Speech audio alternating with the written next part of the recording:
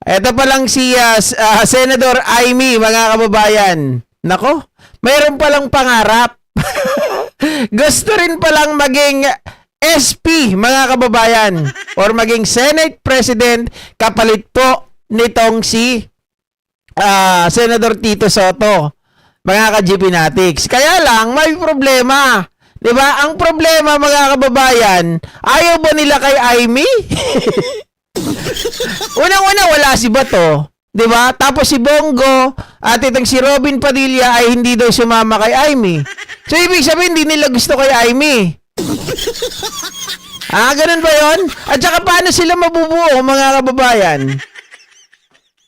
Kasi kailangan, di ba, makakuha sila ng 13. Kaso kulang, wala si Bato. Tapos yung ibang mga DDS, hindi pa raw sumama. Si Robin at itong si Bongo ay hindi sumama kay Senator Amy. Mga kababayan. Ito yung balita. Pero bukod dyan, may balita pa na bukod kay Amy, mga kababayan, ay may gusto pa silang ipalit, mga kababayan, kay Tito Soto na isa ring babae. No? Isa ring babae. Ito po.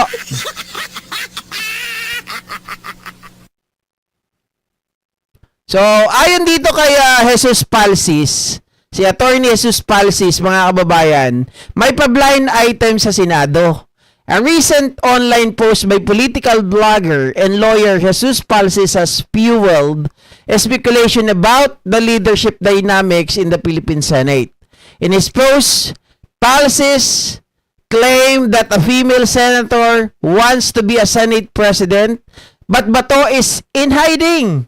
The numbers are just that. No Bato, no coup. Bongo and Robin Padilla are also said to have no appetite to replace SP Tito Soto. Gusto ba nila si Soto or ayaw nila kay Manang Amy? Siyempre, pag hindi sumama, mga kababayan, si Bongo, kasama mo yan sa minority. Dalawa lang yan. Tama yung tanong ni Jesus Palsis. Gusto ba nila si Soto or ayaw nila kay Amy? Diba? Dalawa lang yun, mga kababayan. Dalawa lang yun. Kala ko ba, puro sila mga DDS. Bakit ayaw nila kay Amy? So, ganito. Paliwanag natin. Sabi kasi ng mga DDS-GP, wala daw silang tiwala kay Senator Amy. Dahil dito, si Senator Amy daw ay Trojan horse. Sabi nila, Marcos pa rin yan. Alam naman natin, mga ka-GPnatics, kahit na si Salvador Panelo, hindi talaga naniniwala dyan kay Senator Amy. Diba? Hanggang ngayon, hindi naniniwala. Ang tawag nga niya dyan kay Amy, mapagbalat kayo kaya. Diba? Mapagbalat kayo kaya. So ayaw nila kay Babalina. Ayaw nilang sumama dito kay Amy, mga kababayan, dahil kapag si Amy ang naupo, baka lalong kumonti sila. Baka lalong kawawa sila. Diba? So nag-iisip itong mga senador na to, teka lang, okay naman si Tito Soto, wag na lang kay Amy. Diba? So, hindi sila makakuha ng number, mga kababayan. Hindi sila makakuha ng number. At ang isa pang balita dito, itong mismo, dahil nga ayaw nila kay Amy, mga kababayan, itong si Loren Legarda daw ay kinausap. Paano kinausap si Loren Legarda? Ang sabi daw ng mga senador, mga ka-GPnatics, "Uy, di ba yung anak mo pinag-iinitan ngayon? O para maayos natin ang lahat, para matigil na to. Ikaw na lang ang maupo." Ang problema, mga ka-GPnatics, wala nga si Bato. Kulang sila. Kaya itong si Cayetano malungkot dahil hindi nila mapapalitan si Tito Soto. So ito po yung balita hinggil sa bagay na yan, mga kababayan. Kinumpirma ni Senate President Tito Soto na may nag-alok kay Senadora Loren Legarda na palitan siya sa pwesto. Balita mula sa Senado, hatid ni Radio Patrol Jom Garner. Jom!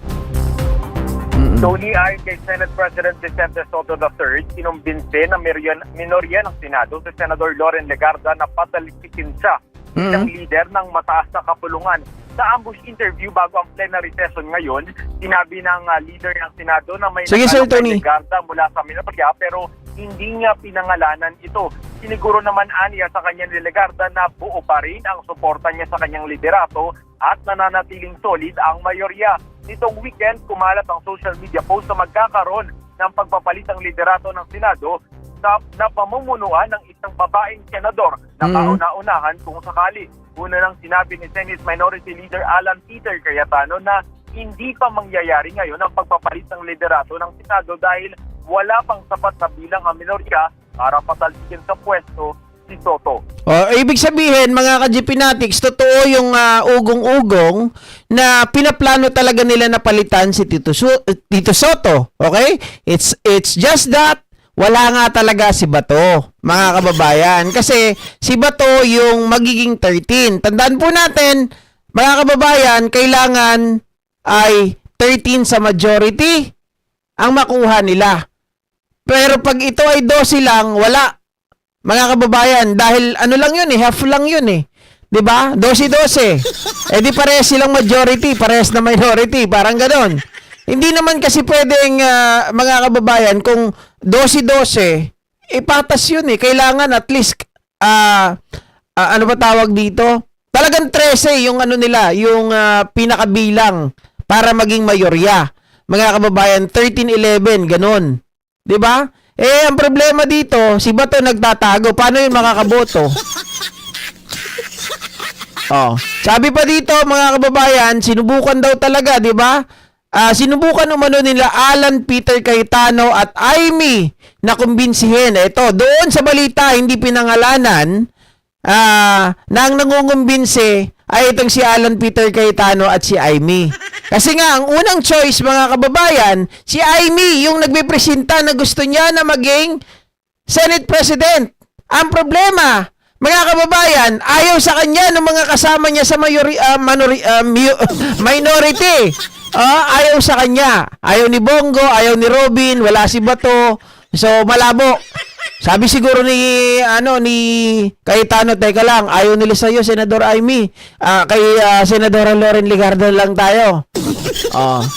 Ang problema dito kay Senator Loren Legarda, sabi niyang ganon, hindi daw siya pumayag, mga kababayan. Sa makatuwid, totoo na nagpaplano sila na alisin si Tito Soto. Siyempre, pag inalis si Tito Soto, magpapalitan na naman ng mga tao. Dahil ngayon nga si Amy naalis bilang chair ng Foreign Relation. Mga kababayan, isang pinakamabigat yan na pwesto. 'Di ba? Si Ping Lacson, siyempre, pag nagpalit ng liderato, pro tempore, maalis siya, mga kababayan, mapupunta na sa kanila yung mga major committee.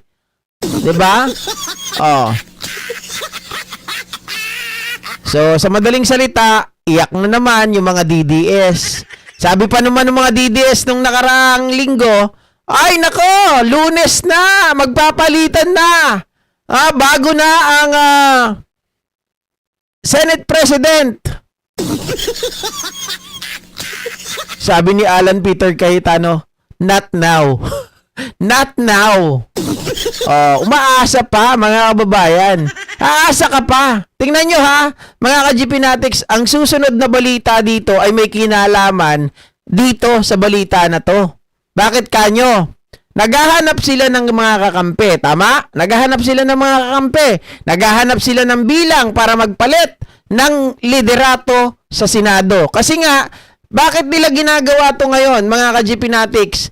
Sila po ay naghahabol na. Sila ay out of time. Mga kababayan, kaya kailangan nila na mag-overtime. 'Di ba? Kailangan nilang humabol. Bakit kanyo? Dahil sa susunod na balita, mga ka-GPnatics, kaya bakit gusto nilang palitan ang liderato ay napapabalita ngayon, okay? Napapabalita ngayon, mga kababayan,